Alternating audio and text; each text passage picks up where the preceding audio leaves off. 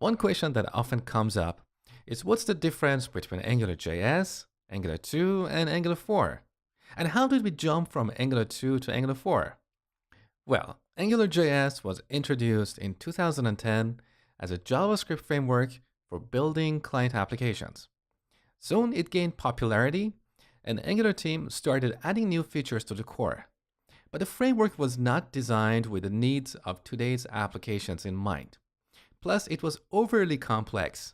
So Angular team decided to rewrite the original framework using TypeScript, and as a result, Angular 2 came out in mid-2016. This new version is entirely different from Angular 1 to the extent that you can think of it as a completely different framework. Now, this made a lot of developers unhappy because they had a lot of applications built with Angular 1, with each application over a few thousand lines of code that had to be rewritten. But overall, I personally like the direction that the Angular team took and how they rebuilt Angular with TypeScript. This is a much better framework, it's a lot cleaner, and it's a lot easier to understand and to work with. Now, after a few minor upgrades to Angular 2, something strange happened. We were up to Angular 2.3, and then all of a sudden, Angular 4 came out. So a lot of developers, including myself, wondered what happened to Angular 3. We thought we missed something really big here. But unlike Angular 2, Angular 4 was not a new framework with a lot of breaking changes. In fact, it wasn't even a major upgrade. So let me explain what happened. Angular consists of a few different libraries that are distributed as separate node packages via NPM.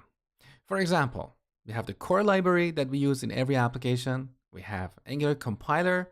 We have Angular HTTP for calling HTTP services. We have Angular router for adding navigation to applications and a few other libraries.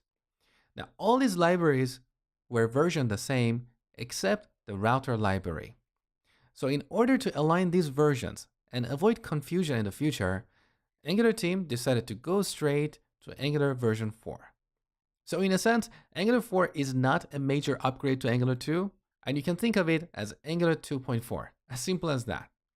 Now, after all this confusion in the community about Angular versions, the team decided to drop the version suffix and simply call the framework Angular. So now we have two kinds of Angular. We have AngularJS, which is the first generation of Angular written in JavaScript, and it's going to die sooner or later. And we also have Angular, which refers to Angular 2 or later. In our discussions, in our articles, and whenever we want to talk about Angular 2 or later, we should really use the word Angular. Like I'm an Angular developer, instead of I'm an Angular 2 developer, or I'm an Angular 4 developer. See, it's really weird. We should use versions only when we need to talk about a specific release.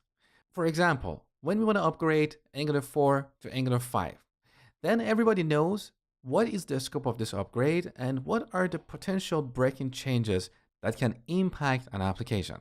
So this is all about Angular version history.